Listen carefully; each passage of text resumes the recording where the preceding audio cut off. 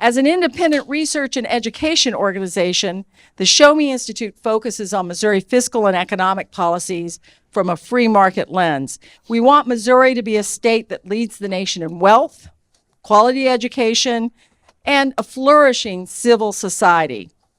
You can learn more about our research at showmeinstitute.org. We also have some handouts here.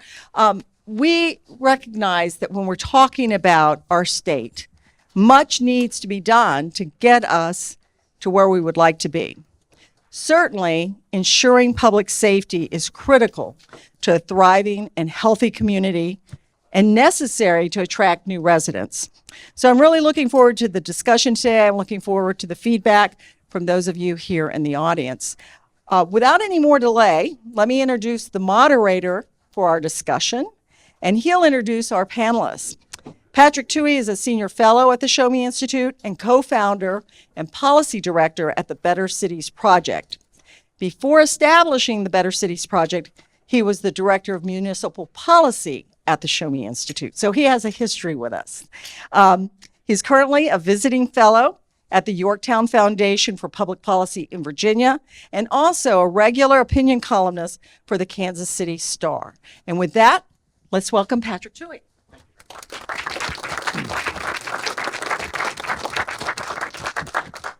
Thank you, everyone, for joining us this evening. I know you have all sorts of opportunities to compete for your time, so that spending an hour with us to talk about crime, talk about public opinion of crime in Kansas City, I'm grateful.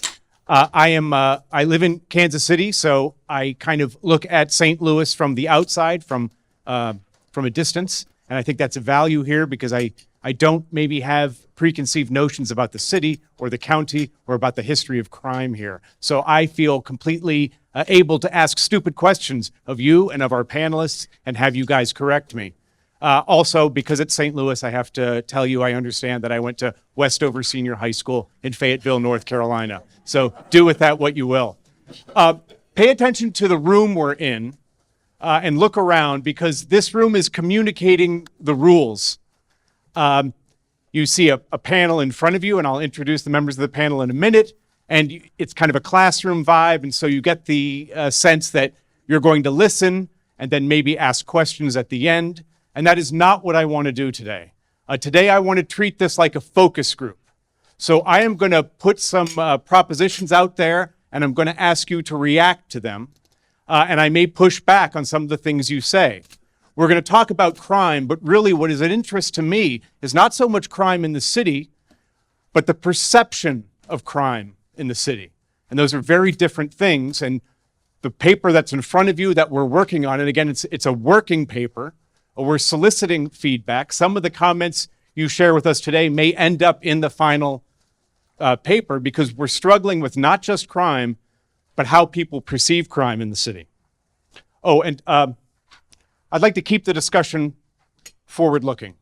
My fear, anytime you get a group of people to talk about crime, is everybody just wants to complain about their own dissatisfaction with crime or their own experiences being a victim of crime. And let me encourage you not to do that, but let's talk about what we can do differently and what it takes to make people confident that the city is addressing crime properly going forward. So I want to introduce my panelists. And I'm not big on reading bios, but I want to tell each of you why I'm excited that these people are here. On the far left is Dr. Janet Lauritsen. She's a scholar who focuses on the causes and consequences of victimization, the social and historical context of crime and victimization, and quantitative research methodologies and data. And why I am particularly excited to have Janet here this evening is that she has worked with the National Crime Victimization Survey. And this is a survey that talks to thousands of people each year about their experience with crime. And it's the kind of data that allows us to wonder or to test the degree to which the police collected crime data may be underreporting, right? So what happens, I've had this happen to me. I've been the victim of crime. My car's been broken into. I never reported it. It doesn't show up in crime stats, but it very much happened. And so Janet will be able to speak to that, hopefully, as the conversation goes on. Next to Janet is Dr. Pernell Witherspoon, who is a criminologist at Lindenwood University. He teaches classes on criminal justice and criminology, where he focuses on racial issues within the criminal justice system, policing, juvenile justice, and criminal justice issues. Why I'm excited to have Pernell with us this evening is that he is born and raised in St. Louis. He puts in his bio that he's a product of the St. Louis public school system, but he was a police officer in the city, a narcotics officer undercover, and worked elsewhere in the country before coming back, getting his PhD and teaching at Lindenwood. So he's going to be able to share not just kind of academic or maybe abstract research, but really what that looks like on the street and his experience understanding how that data translates into policy. And then, of course, last but never least, Gabe Gore has been practicing attorney for nearly 30 years, serving as an assistant U.S. attorney, assistant special counsel in an investigation of the assault on the Branch Davidian compound in Waco, Texas. It feels so long ago. But important for us is that Mr. Gore was sworn as circuit attorney for the city of St. Louis on May 30, 2023.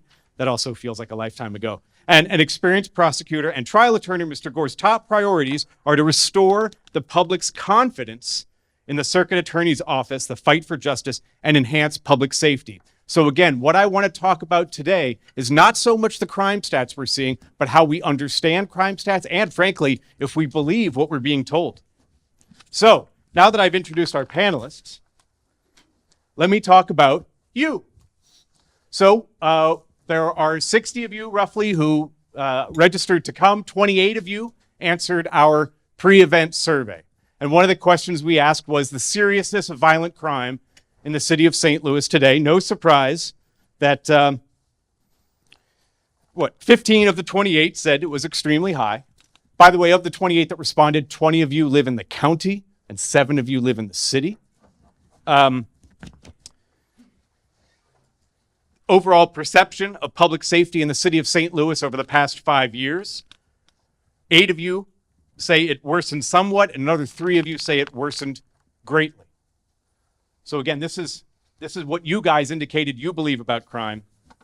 And then, lastly, the optimism, confidence that St. Louis can reduce violent crime over the next 5 years.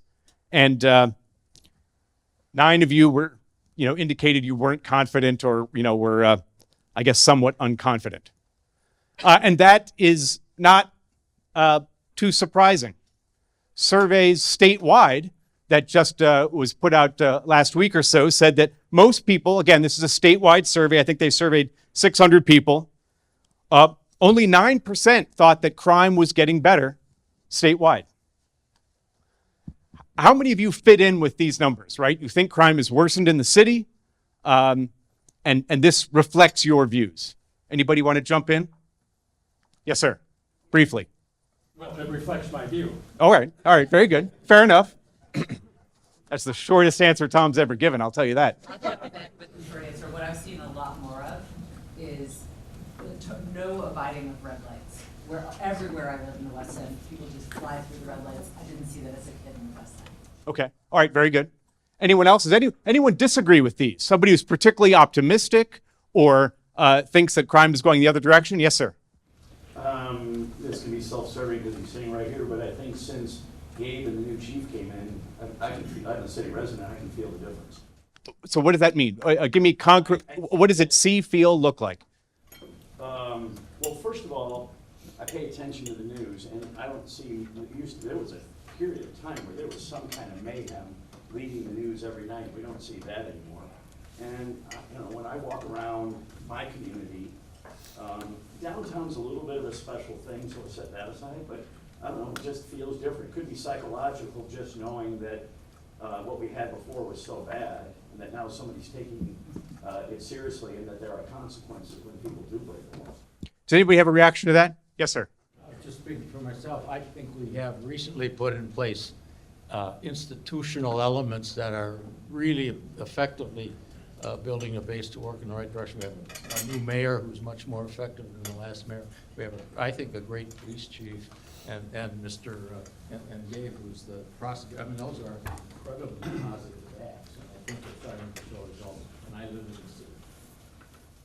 It's good news for you, Mr. Gore. So without talking about the crime stats themselves, how do you understand the perception of crime, right? Either the numbers we just talked about or what people said, because survey indicates that people aren't necessarily confident that crime is going down. Does anyone, Janet, do you have a reaction to that? And here, let me, My immediate reaction is that, is it on? Yes. Okay. My immediate reaction is that's actually pretty standard throughout the last, say, 40 to 50 years of survey data that we've had on crime, as well as crime itself. When crime rises, there's a tendency for public perceptions about that increase to come on quickly, and it takes a long time, usually several years after it begins to decline, when the public's perceptions of crime start catching up with the reality of crime. So it's happened to us before. It happened in the 90s. It happened in the 80s and the 70s as well. So I'm not surprised that people feel more fearful than the recent numbers suggest that they might. so if perception is a lagging indicator, does it work in the other direction as well? Can numbers go up and people's perception of crime getting worse also lag, or? It's pretty quick. Okay. They get it pretty quick, within a year. Do either of you gentlemen have something to add to that? Does anybody have any reactions to that? Again, lagging indicator. Back to the issue of crime in the city. This gentleman is correct. You've got a good police chief now, and he knows how to direct troops and put them in the right way. But the other issue you've got is your question: how do you restore confidence? Right. Well, how can you restore something that a good portion of the population has never had confidence in? And of course, I'm speaking to primarily black St. Louisans who have never had good enforcement from the police department, are coming to reflect it. And as to the comments about the mayor's office, the problem is you do have a more competent mayor, but you haven't changed the structure of the city to ensure that that will continue Okay. beyond that personality. All right. Don't get too far ahead of us. But thank you. All right. Now let me look at some of the graphs you'll see in the paper in front of you. And by the way, at the end of this, we'll have a QR code to look at an electronic copy of the paper, and you'll be able to comment further. But the numbers are down.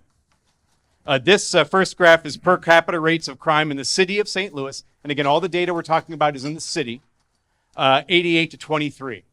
They've been down the last few years. This stops at 2023, but the following 2 years, the data shows the trend has continued. The numbers are down. This is homicides in the city of St. Louis up until 2023. Again, the numbers have come down the last few years. It's true with the most recent 2 years, too, that aren't in this chart. And again, although over time the trend is still upward, in the short past, the numbers are positive. Per capita homicide rate, so again, St. Louis and Kansas City, where I live. Kansas City was going upward in 2023, but again, the last few years, I think all these cities have trended downward. And then per capita motor vehicle theft, of course, St. Louis had a problem with that, the Kia cars being stolen. But again, over the last few years, the numbers are getting better. So this is kind of the conversation I want to have. Do you believe these numbers? And what more would you need to know that the numbers are true? Because again, when we talk to people in the city or the people who filled out the survey here, they don't feel it. And maybe it's a lagging indicator, and that makes sense to me. But if it's a lagging indicator, what are the things that people need to see or hear or read about that makes them confident that things are moving in the right direction? My fear is that the city of St. Louis may have gotten to a point where it's going to take more than just the data getting better for the city to turn around. And then lastly, what would it take for you to be confident that the trend will continue, right? So you can talk about getting a new mayor, a new police chief, but going forward, what are the things that need to be put in place? Yes, sir. Yeah, I was just going to comment, anyway, that is with the circuit attorney's office, in which I think there was just such a dramatic change there that really got people's attention. And I think what my takeaway is that we need some kind of dramatic changes to get people's perception to move quickly. You were asking me, how do you get people's perception to change? So whether that would be doubling the size of the police force, something that might not even be necessary, but, you know, something that's eye-catching. It really sounds like we mean business. Minneapolis, stuff's going on there, and it's catching people's attention. But in any event, the circuit attorney's office was an extraordinary change, and I think that alone really changed people's perception of what's going on in the city. And the police department has that same option, and so do some of the other branches in the city government. All right, Gabe, so you're getting a lot of praise. I don't want you to get out of I don't want you to get out of here without saying anything, but speak to this, right? So you're aware of the perception, you're aware of what the city was facing a few years ago. What has gotten the good news of the last few years, and what gets us in that, what maintains that trend going forward? So I will first say, generally, I mean, it is a fact that crime in the city of St. Louis is going down. It's been on a downward trajectory, at least since 2023. Really, back since 2020, it's been on a downward trajectory. In my experience, I think by and large, people who live in the city have a fairly accurate perception of crime in the city. And it is people who don't live in the city, who live out in West County, who typically don't have an accurate perception of crime in the city. You know, if you talk to people who are downtown every day like I am, certainly, or live in the Central West End like I do, like Zelly does, you know, certainly people are going to tell you there's too much crime in the city. And there is too much crime in the city. But no one's going to tell you if you say to them, you know, are you afraid to go out for dinner at night? Are you afraid to go down to a Cardinals game? Are you afraid to go down to a concert? People who live in the city will say, well, no. I know that when I go, I have to keep my wits about me and pay attention to my surroundings, but I feel safe, you know, doing all those things. And it's when you talk to people who live in a county that you get this idea of, well, I would really like to go to that concert, but I'm afraid I'm going to get shot. And you get the people in the county who bring guns, which is a huge problem, bring guns into the city because they're afraid that they need to protect themselves. They come into the city, and those guns frequently end up in the wrong hands. So a lot of the, you know, when you hear about people doing this car clotting, when we're going around breaking car windows, and they're doing 10, 15, 20 cars at a time, they're doing that because they basically have identified these parking lots where they know that for every 10 cars that I break the window and look through the glove compartments, I'm going to find a gun. So those are kind of my thoughts about the perception issue. But I will tell you that when I was appointed circuit attorney, I did get people saying to me right away, that they could feel a difference and that they felt like, you know, crime in the city was better. I think obviously, you know, the impact wasn't immediate, but I do know for certain that we had reached a point where basically the criminal laws in the city of St. Louis were not being enforced. It was really, you know, a collapse of the rule of law in the city of St. Louis. And of course that was having an impact. In the primary place that was having a big impact is, you know, we talk about it all the time. You hear Chief Tracy talk about it all the time. 90% of the violent crime is committed by less than 2% of the people. And when you don't have enforcement of the criminal laws, what you have are those offenders of those crimes are remaining on the street, and therefore they're continuing to commit violent crimes. And I think we had reached a point where they were even emboldened because, you know, we had people who might have 2 or 3 warrant applications pending in the city for, say, a robbery, and there had been no action taken against them. So, of course, they were thinking, and you know, and the idea that they don't have a concept of what's going on in terms of the circuit attorney's office, they do. You know, we hear it in when we listen to jail calls all the time. People who commit crimes are very aware of what's going on in the criminal justice system. So I do think, having an effective circuit attorney's office certainly has had a impact on crime, and that you get those dangerous people off the streets. Janet and Pernell, to what degree do we know what's driving crime down? And I told you in my notes earlier that I don't know that we do. There are so many variables that go into crime.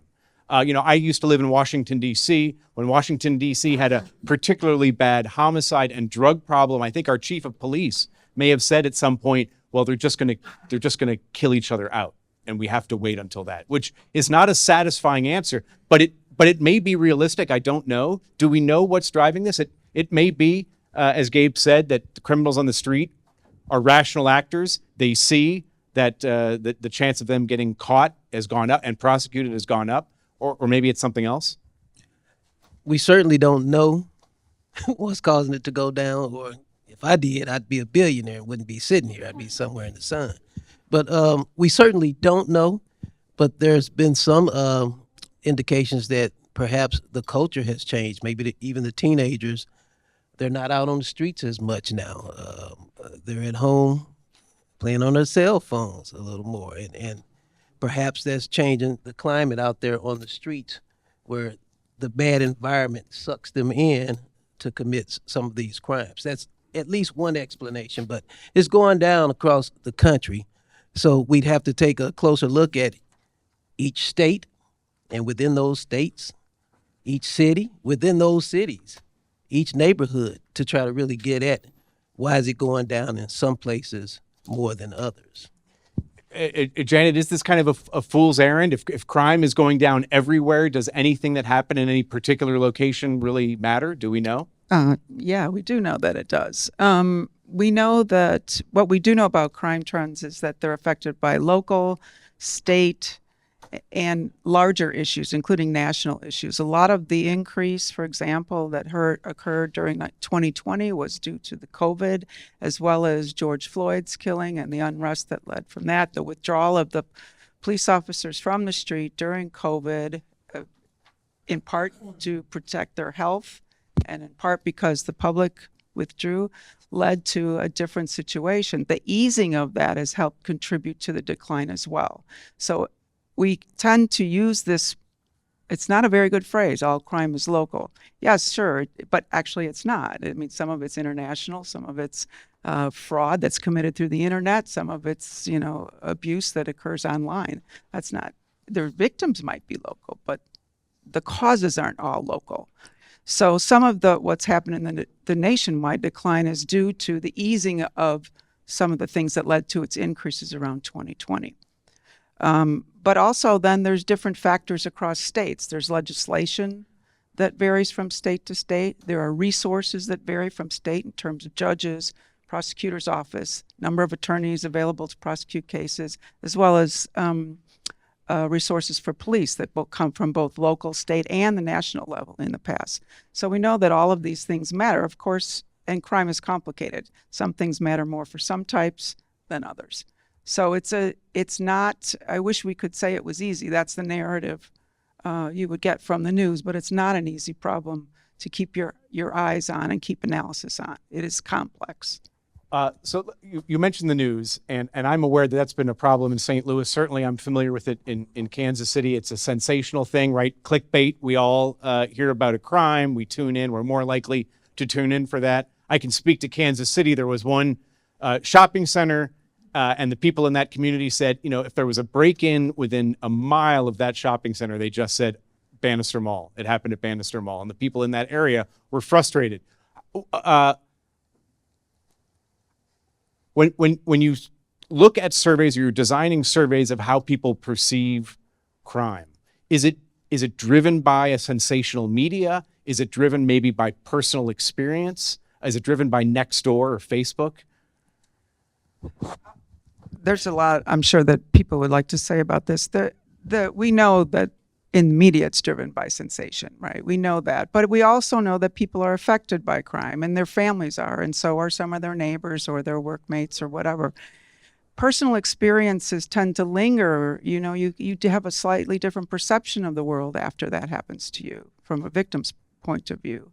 But At the same time, a lot of these stories, we know that it's a standard media story. I mean, you don't even need a new reporter. You could just dub in the next day, and ask the neighbors, or try to get a reaction. How bad do you feel about this? Well, really bad. I mean, go away, is what I would like to say as someone who studies victims. I know they don't want to be bothered after a horrible event has happened to them or their family. So those experiences linger, but the media can make them much worse. And unless the media is doing responsible reporting, placing things in context, noting their rarity, and I've noticed myself, and maybe others have well, is when crime starts to go down, then we hear more about crime elsewhere. They're still filling the news with crime stories. It'll come from Kansas City if it's not happening here. Chicago, let's look at Chicago. Look over there, because we want to hook you in the first 5 minutes. That's my personal opinion about that. But I do know that victims' experiences linger. Yes, sir. In the last I live in the Central West End.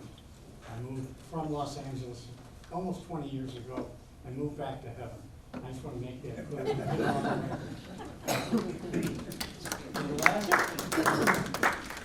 And the difference between St. Louis and heaven is so subtle that when you go there, you may not even know you're going. But in the last 5 to 10 years in the Central West End, including on my house, my garage, the St. Louis Chess Club, the World Chess Hall of Fame, we have installed all around the neighborhood up to 90 cameras, all of which are tied into the live crime center at the city police station. And I went down there to look at it. And what did I see? On my street, they had my house front and center. So, and when They knew you were coming. I mean, yeah. And I've talked to people around the Central West End. I'm around every day, everywhere. And they all sense that crime is way down. And I think these cameras have had a lot to do with it. I know my neighbors originally complained to us, you're not going to be staring at us, are you? And about a week later, one of them said, hey, I heard there was a prowler around my house. Your cameras didn't pick it up. I said, no, at your request, we don't include you. Right. Show of hands, how many people here live in the county right now? I'm going to pick on one of you. Okay. Why are you here? Why you live in the county? Why did you come to an event about the crime in the city? Because I care passionately about the city. I'm a commercial real estate broker. I lease a lot of buildings downtown. And so I just want to thank Mr. Gore for doing all that he can. It's been a night and day difference, I think, just in the last few years of what all their efforts, the new mayor as well. My goal is to attract and retain businesses to the city, particularly downtown St. Louis. So this is the one thing I hear constantly. We're still like the lag curve, if you will.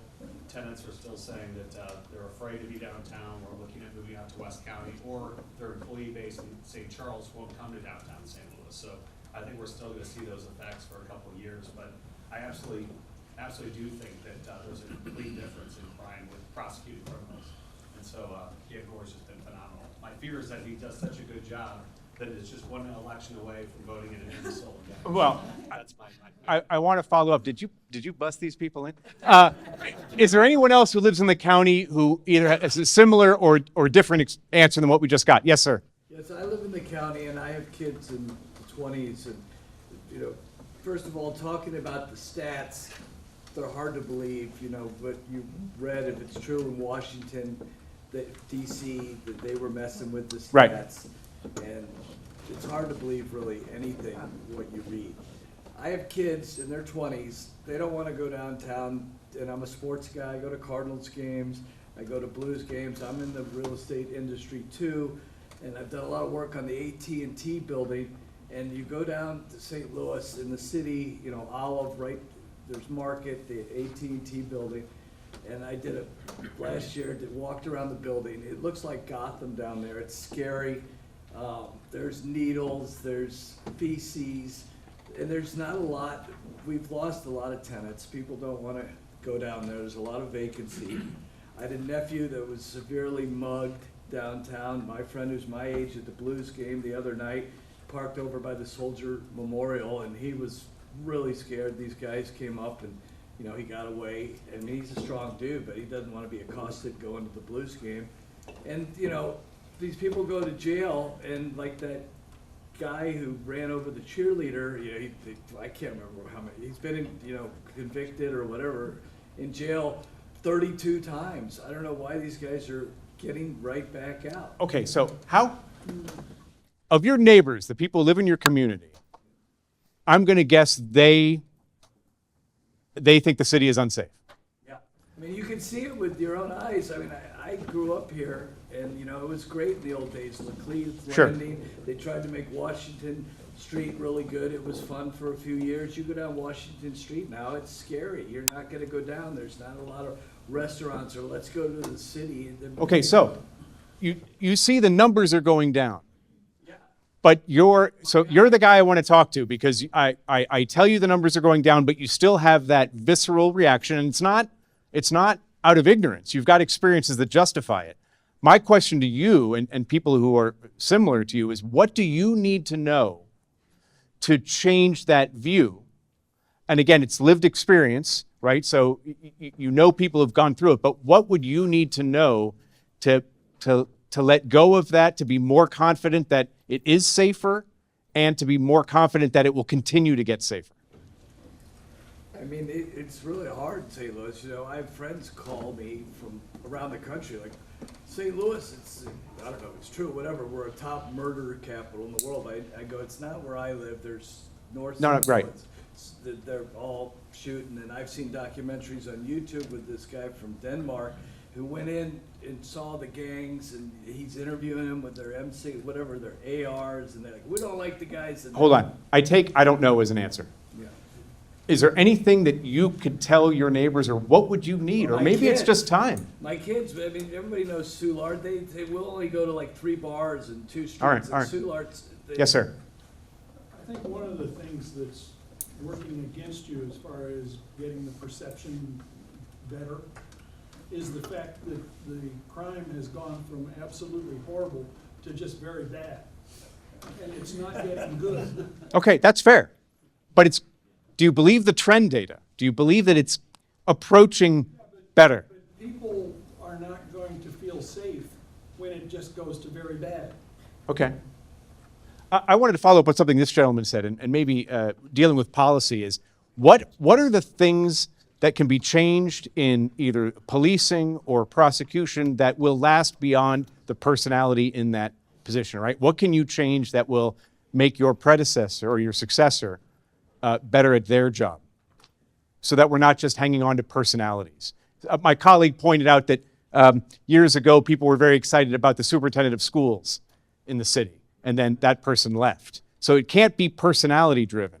Everyone loves Mr. Gore, and that's wonderful, but he's not going to be, to my knowledge, in this position forever. So what can the city do, or what needs to be done? Or maybe you have some insight from running the office that informs that.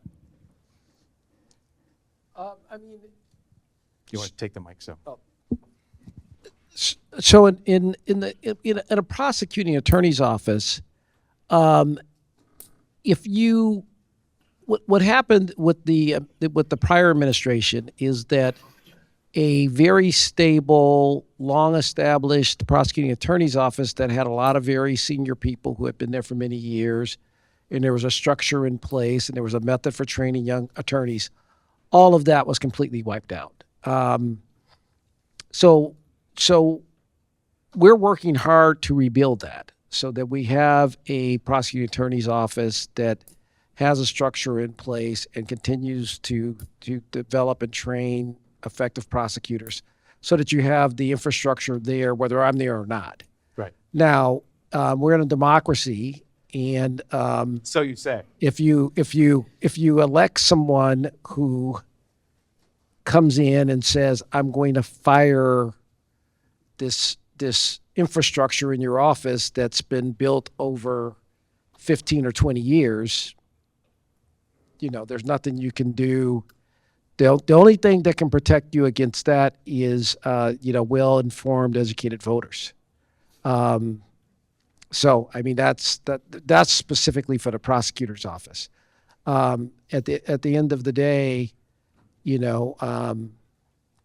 people have to be well-informed to make good decisions in terms of who they entrust with elected office, because it has a big impact. We just saw that We saw that with the circuit attorney's office, and we just saw that recently with the sheriff's office. I'm going to open it up to questions for everybody in a minute. And I just want to ask that when you ask questions of our panelists, if you have questions, keep it forward looking, right?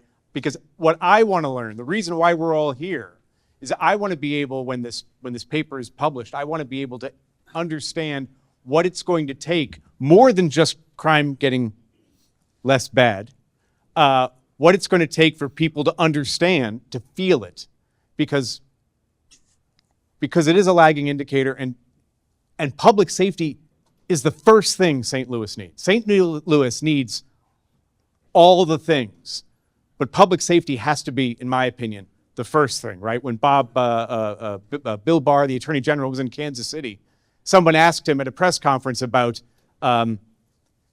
roots, right? I want to say social justice. It wasn't that, but it was just like the roots of crime. And he said, the first thing we have to do is get the blood off the street. We've got to be able to protect the population. Then we can go back and look at why people are making these choices. So we'll open it up, but that's what I'm interested in learning. Let me ask the three of you, just based on our conversation, is there anything you want to react to, something that was said that you disagree with or needs more time? Yes, sir. I'm just curious about the perceptions of crime. We've talked about downtown St. Louis, but I think a large percentage of the crime that's occurring in St. Louis is on the north side of that Delmar divide.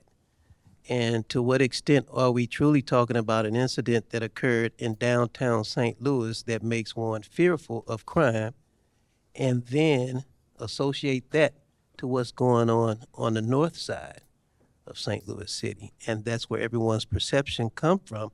An incident that happens, which could be rare, but then it's associated with the crime rates that occur on the north side. I'm just wondering, what crime are we talking about in the city of St. Louis? So with the I will say this. Our downtown is it can always be safer, but our downtown is as safe as comparable downtowns in other urban cities. I've seen the numbers that our downtown is safer than downtown Chicago, which I don't think most people would accept that view. But I mean, to me, focusing on downtown, to me, the biggest thing to boost safety downtown at this point, and it's kind of what comes first, the chicken or egg. But if we had more traffic downtown would be much safer than it is. So the lack of foot traffic downtown really is part of the safety issue. And I will say that I'll give you an example. I think a lot of people, if you start digging into their perceptions of the dangerousness or crime downtown, I can think of one specific incident that I hear about constantly, and it was a horrible murder that was captured on cell phone at a gas station kind of west of downtown, but in probably an area that most people wouldn't consider downtown St. Louis, but it's technically within the boundaries of downtown, but kind of west and north of central downtown at a gas station. You had two homeless guys in a dispute, and one of them shoots the other one in the head, and it's on video on a phone. And that happened, I believe that was probably 2-3 years ago. Actually, I believe it happened before I was appointed, so it probably was like 3 years ago. And I think a lot of people, when they say downtown is unsafe, they're talking about that specific incident. The reality is that was a crime that occurred to two people who knew each other. They were homeless, and I think it was a dispute over some form of drug trafficking that led to the guy being shot in the head. If you're from West County and you want to come downtown and go to a Cardinals game, it's unlikely you're going to be caught in a situation like that. The other incident that I'm aware of is, I think it was not this past summer, but a couple summers ago, and there was a group of people at Keener Plaza at 2-3 in the morning. They were drinking, and they all had guns. And the police came through and cleared them out of there because it was after curfew and they weren't supposed to be congregating in Keener Plaza there in the middle of the night. They came back and recongregated. And, not surprisingly, at some point, people started shooting. And I think, I'm not sure there were any fatalities, but I think 8 people were wounded and taken to the hospital. And that was a big story. And, that drives a lot of the perception of downtown being dangerous. Well, I don't think anybody in this room is planning to go down and hang out on Keener Plaza drinking and using drugs where everybody's carrying a gun. That's not something that's different conduct than going to a baseball game or a concert. So, when you talk about danger, you got to be, and that's the difference you see from people from the county and people in the city.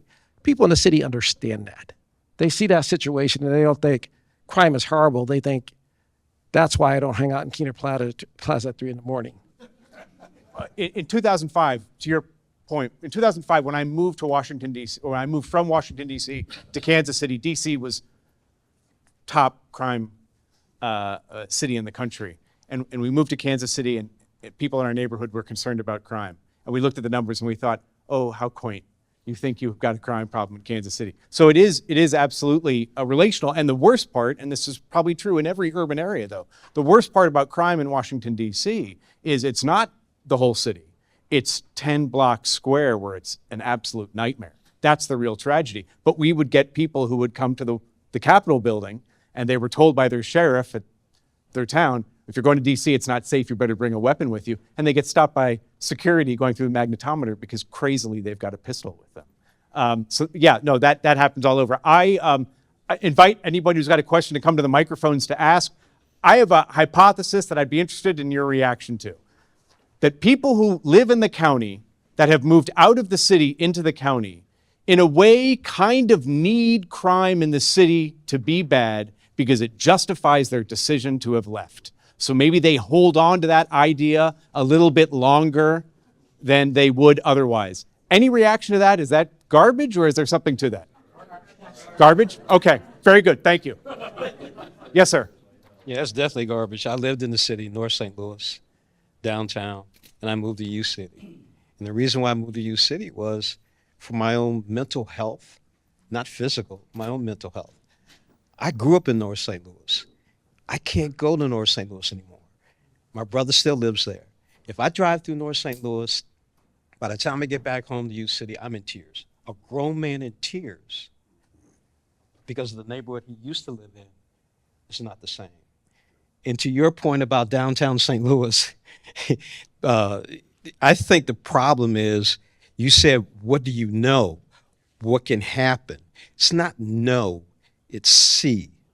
The problem with downtown St. Louis is there's no presence of police force, none whatsoever. I go to Gateway Metro Federal Credit Union, which is right down there by AT&T Tower. You've got that little smoke shop right there. You can imagine some of the transactions that are going on as I'm going in the bank and coming out of the bank. And as you talked about at the AT&T building, you see all kinds of needles. Stuff is happening downtown because there's no police presence. You need to have that presence. Thank you. Yes, sir. I have a suggestion that's low cost that I think will could be implemented, make a big difference. Around the country, when St. Louis is mentioned, what do they know? They know we're ranked very high on crime. We have crime here, but the city itself is a very small part of the total population. We moved here from Chicago. South Chicago had a lot worse problems than you have in most of St. Louis. So what is my specific suggestion? It is to do what I think is possible and take a look at the data from the city and the county and figure out a way that can be combined, and in which case the metropolitan area will rank lower. That will make itself a big difference because the first conversation you have with your friends around the country is not about crime. I know someone who tried this, understood this issue some years ago.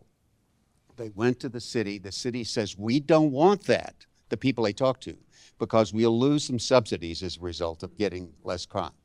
The county said we didn't want to have a lower rating. But I genuinely believe, as a talking point and so forth here, this is not going to solve a lot of the other problems, but it is feasible and it's cheap. So let me ask our researchers about that. So that's true in every municipal area, right? There's an urban area that's going to have a higher crime rate. You can choose to focus on that area, or you can choose a broader area. What problem might that solve, I guess? Well, it doesn't solve the crime problem itself in its particular location. What it does solve is the ranking problem. And you're absolutely right that we have a crime problem in St. Louis. That's one thing. We have a crime statistics problem as well. Most of St. Louis, St. Louis City proper is dwarfed by the metropolitan area. It's a unique city suburban setup, as we all know, due to the Great Divide over 100 years ago. And that means that our denominator, the total population, the crime rate is the function of how many incidents are in the occur within the city boundaries divided by the population of the city. And I'm sure the prosecutor here can tell us that many of the people who are committing the crimes don't live in the city. Many of the victims don't live in the city. What other cities have is they've annexed their suburbs throughout history, and so their denominator is necessarily bigger. We are plagued with a concentration issue due to our small population as a city relative to the county. Now, the other thing that was part of that debate is, can we create a regional crime rate, city, county at least? And the answer, most of the county didn't want it, because they would, Chesterfield doesn't want to be put together with the St. Louis city. So politically, it's extremely difficult problem. I've also heard people suggest, well, we'll just not submit the data to the FBI, or we'll tell the FBI don't do that. Well, that's ridiculous. It's not going to happen. And also, the rates are right up on the website. It's a great transparency issue of the city is its rates are up there. So are most cities now, most urban areas. Most rural areas, however, they do not have their rates readily available to their public. They don't seem to care because the way crime is portrayed is as an urban problem solely. But I don't know if you had a chance to notice a couple of things in Patrick's graphs, but Springfield, Missouri has quite a high violence rate. It doesn't have the same, I'm talking about not the homicide. They don't have the homicide problem, but they have the aggravated assault problem. Actually, that's in this version right here, in the printed version. Oh. No one's seems to be worried about the high violence rate in Springfield, Missouri. You certainly do hear people talking about it in St. Louis and saying, I'm never going to Springfield, Missouri because I hear it's really violent. So.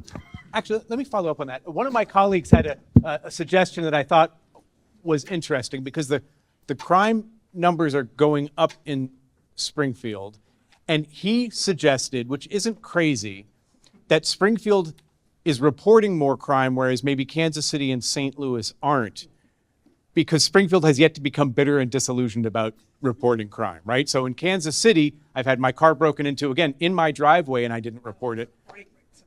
So we're talking about the citizens reporting crimes to the police. You think the rate's higher? Well, I can't possibly know that, but no, but we do know it from national data. We can compare, generally speaking, urban, suburban, and rural areas. Rural areas tend to have somewhat higher violence reporting rates, but we're talking about small percentage points. I happen to have a number somewhere in here that recent. So the violence rate in rural areas reported is about 56%, and 56% of all violence in suburban areas, and about 50% in urban areas. We're talking about a relatively small percentage point difference. And what's more important to your point is that those haven't changed over time very much. They bounce around a little bit, but they haven't changed over time. all right, thank you. Tom. Some quick points. First, I'm reminded, in terms of perception, I'm reminded of Eliza Doolittle saying to Professor Higgins, don't sit and talk, show me. And of course, what is it? It's the Show Me Institute. Secondly, if you want to know why criminals do what they do, the best source is the criminals. Not to necessarily interview criminals, but to really know criminals. So the next time you have a board, I'm going to nominate Doug Burris, the former head of the U.S. Probation Office, which for almost 20 years was the most successful prison reentry program in America. And how many people here knew that? Finally, you were talking about forward reform. And I will tell you that there's nothing a prosecutor can do. You can run a good office, but George Peach ran a good office, and his successor ran a good office, and crime was high, okay? When you understand that if you look at the reason, for example, that when the big snowstorm happens, and Clayton, and Maplewood, and Kirkwood, and all these suburbs remove their snow effectively and efficiently and fast, and St. Louis doesn't, that tells you the tale of how ineffective the government is in the city at all levels. It should also tell you, if you study it, how to reform that government. And the reason the city doesn't want to become part of any particular reform is, my God, the mayor goes, the Board of E&A goes, all the power you have in those little mini mayors, the aldermen, all that goes, and instead it shifts to a professional staff. It's called the city manager form. That's forward-looking reform that affects everything. Thank you. Yes, sir. I have a question or an observation as well on the perception from the victim of crime. We have somebody my wife and I know quite well, and a couple other people, one of whom is here today, that have experienced crime. And in our personal case, this gal's husband was shot and killed. And it was terrible. She came in, and her brother-in-law subsequently was shot and killed in the city. And we asked her, how do you feel? Are you getting, and this was the question, are you getting any help?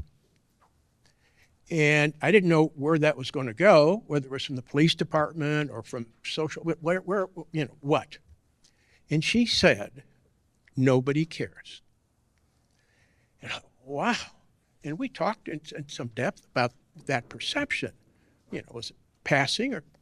Anyway, the second is a pretty significant robbery on Lindell in the last year or so.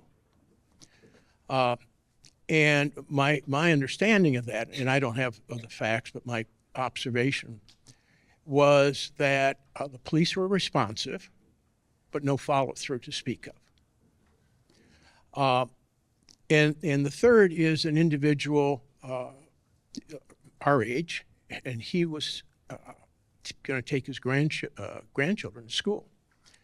The son-in-law shows up in front of his house on Westmoreland, by the way, and runs into the house, 2 kids in the back, and the car is about to be carjacked until the guy, the perpetrator, looks in the back seat and sees these 2 kids, and he gets out. And in the car that was with them, picked them up and they went away. And our friend viewed this. And when I asked him, what's ever happened on that? No follow-up. So for one, I live in Clayton, by the way, just a couple blocks from here. I don't trust the institutions. I don't trust the politicians. In some ways, the academics. You're a prisoner of your numbers. So I kind of just raised my hands. I'm glad I live in Clayton, but these numbers, modest improvement. Pernell, I want to follow up with what he said about nobody cares. To what degree, because you study some of this, to what degree is there a sense, and it's not going to be unique to St. Louis, but just people who get out have solved the problem for themselves, and the people they leave behind in the city in the bad areas, they just don't care. Is that a thing, I guess? I think people care. I'm almost sure that people care.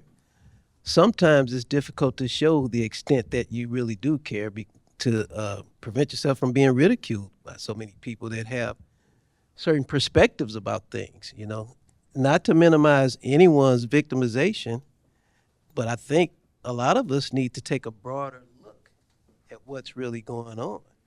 there's a very low likelihood that any one of us in here, when we leave today, will be victimized. Very low likelihood.